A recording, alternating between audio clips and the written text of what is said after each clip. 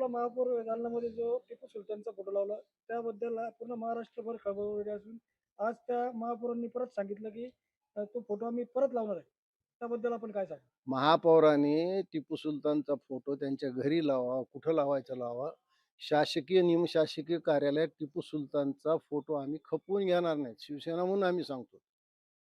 शासकीय आणि निमशासकीय कार्यालयात कुणाचे फोटो लावले पाहिजेत त्याचा एक प्रघात आहे. त्यांनी माननीय राष्ट्रपती लावला नाही, माननीय पंतप्रधान लावला नाही, राज्याच्या मुख्यमंत्र्याचा फोटो नाही. टिपू सुलतान कोण लावून गेला? टिपू सुलतान असेल त्यांचा कोणी, त्यांचा आमच्याशी काही संबंध नाही आहे. त्याच्यामुळे टिपू सुलतान सारख्या जातांध धर्मांधांचा फोटो आम्ही खपून घेणार. काल मालेगावात त्यामध्ये सत्ता ते आहे काँग्रेसचे अध्यक्ष त्यांच्या देखील पुतळा जाळण्यात आला आणि पूर्ण वातावरण चांगलं झालं होतं मालेगावात. हे पहा, सपकाळ किंवा काँग्रेस मताची लाचारी करण्यासाठी टिपूला आपला बाप सुद्धा म्हणते, तो त्यांनी घरी म्हणावा.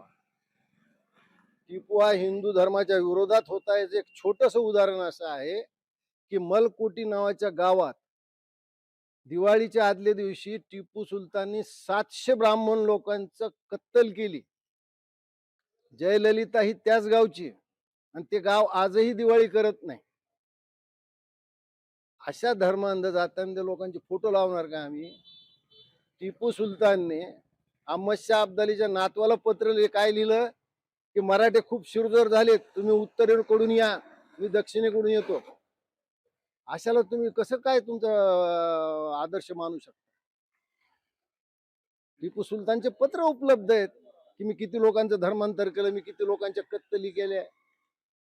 तो तुमचा हिरो असेल, आमच्या दृष्टीने तो जातांध धर्मांधच होता.